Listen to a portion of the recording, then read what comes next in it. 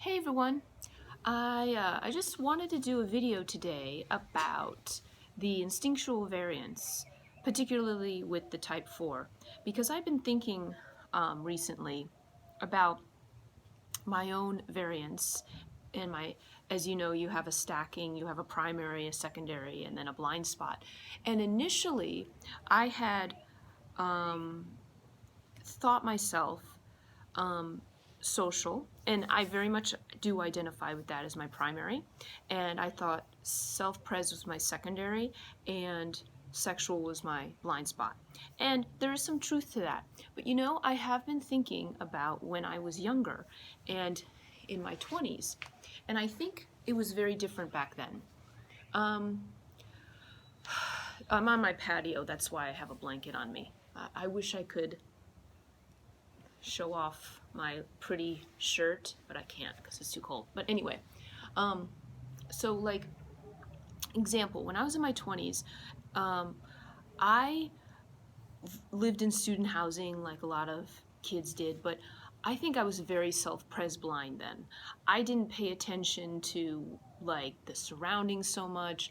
I was hardly there. I didn't devote a lot of time to an image or how I looked or dressed. I went to school in uniforms in high school, so I didn't think about these things.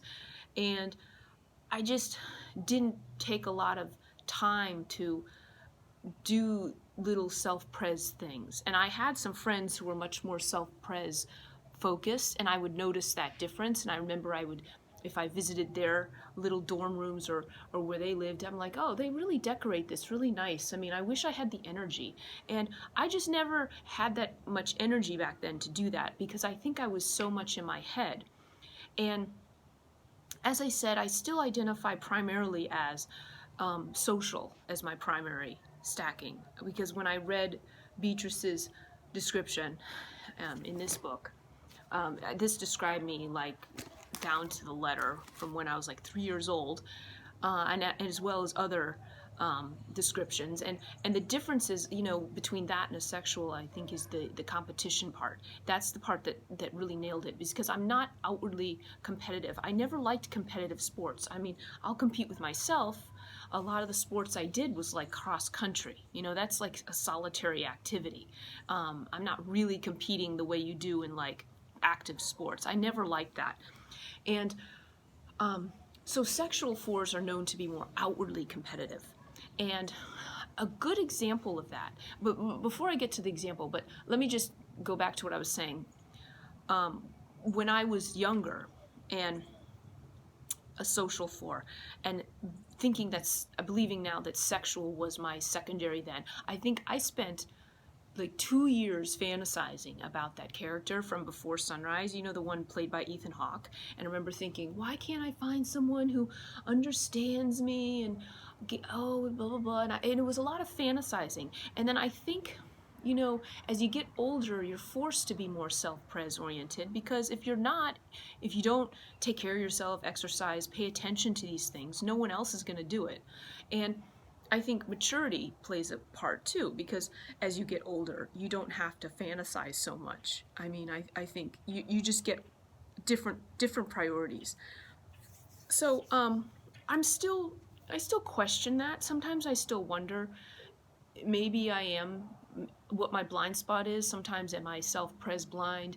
Am I S-sex blind? Because sexual can kind of also imply a strong dedication towards something, and I definitely have that too. So I've been thinking about that. Like maybe I got my stacking wrong, or maybe I've just switched. But they are very nuanced, and ultimately I don't think it really matters that much, because I mean, you have all three, and I think you're gonna shift, because no one's static. Your personality is not static. You're not gonna stay this one thing your whole life. You're gonna go up and down and switch.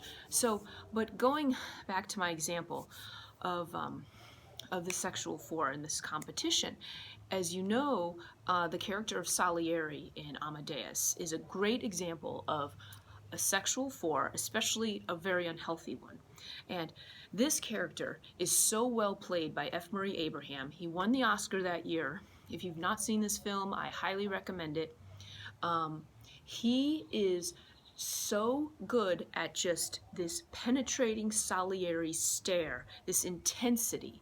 And he, for example, just a little tidbit, which is very interesting when I watched the making of this film. The film is set, the present day is actually when Salieri is old, and he's looking back. And so you see him as an old man, F. Murray Abraham in makeup. And so when he had to film the old man parts, he had to be separate from the cast. So he had like a number of weeks where he was filming those old scenes while the cast were filming other scenes that he wasn't in.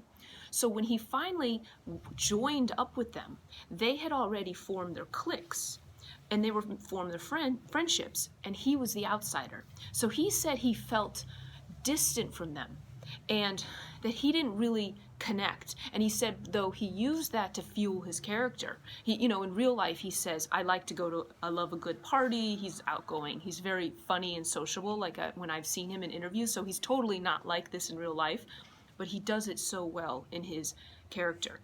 So I thought that was an interesting little aside. But one of the really good scenes that shows this intense envy is when he speaks about Don Giovanni, and I'm going to link to that clip. When Mozart put on Don Giovanni, it only played 5 times in Vienna, according to the film. I'm going to take this as, I'm only speaking about the film itself, not how true to life it is, which is not. But in the film, Don Giovanni played only 5 times. And he's like mesmerized by this. He's so in awe of the man's talent. He's saying, I was worshiping a sound I alone seemed to hear.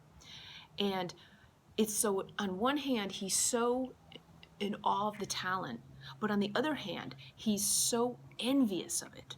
And he says secretly he went to all 5 performances. He didn't tell anyone, he did it all in secret. And that, to me, shows the sexual 4, is that he's like torturing himself with it. It's one thing to go see Don Giovanni when it inspires you and it moves you and you get ideas. It's another thing entirely to go because he can't pull himself from it. He has to be there. He has to be a part of it. You know, I think of it as sort of like if you have someone breaks up with you and you're going on Facebook or social media and you're stalking your ex and you're seeing what they're doing with their current girlfriend and aren't they having so much fun and you're miserable, and it's equivalent to like not pulling yourself away from that, and you keep going back and you keep going back and you have to know, that is going to drive you nuts. And for me, I think I know myself as the social 4. I would go probably and see the performance once, or I might check the page once or twice, but then I would know, I'm like, this is killing me, I can't take it, I don't want to do it. It's almost like an ego involved. I'm like, I'm not going to lower myself. Whereas like, it's like the sexual 4 wants so much to like be still a part of that. And at least as portrayed in this film, this unhealthy character. And he says that this would be a triumph over God, because it's like he has such pathological envy. And at one scene you see him burning the crucifix.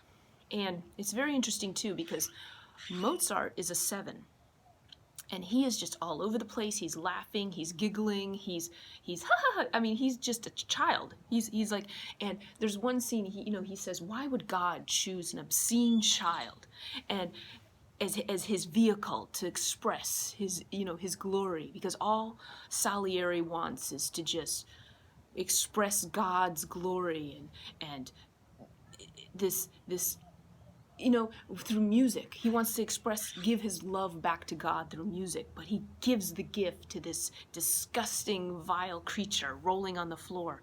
And so that's why he hates God for that. And the film is interesting. It's different because for once a character is actually envious of talent. He's not envious of his acclaim, because Mozart was not acclaimed.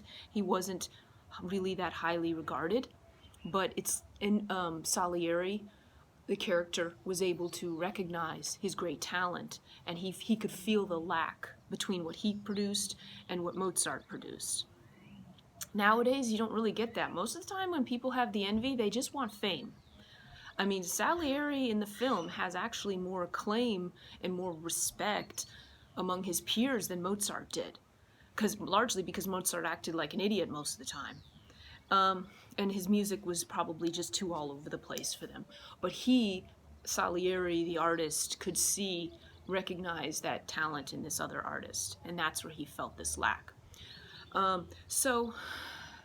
And he, like I said, he's really got that great stare down. You see this like kind of snobby 4 staring at this silly 7, and just what this vile creature, you know. And it's all, he's just seething. So I definitely recommend that film. It's just still partially the variants can be confusing because they're a little sometimes you just, like the sexual 4 is written in this complete Enneagram book is a little, I think it scares a lot of people because it's comes off very aggressive and intense, and sometimes, you know, you have to wonder, am I like that all the time? And they're kind of, yeah. But then again, I've read through a lot of this book, and there's all the types have their shit about them. So anyway, I think that's all I want to say for now. I don't want to make this video too long. I hope to get in touch pretty soon. I got some more ideas, and in the meantime, I thank you for listening, and I'll be in touch.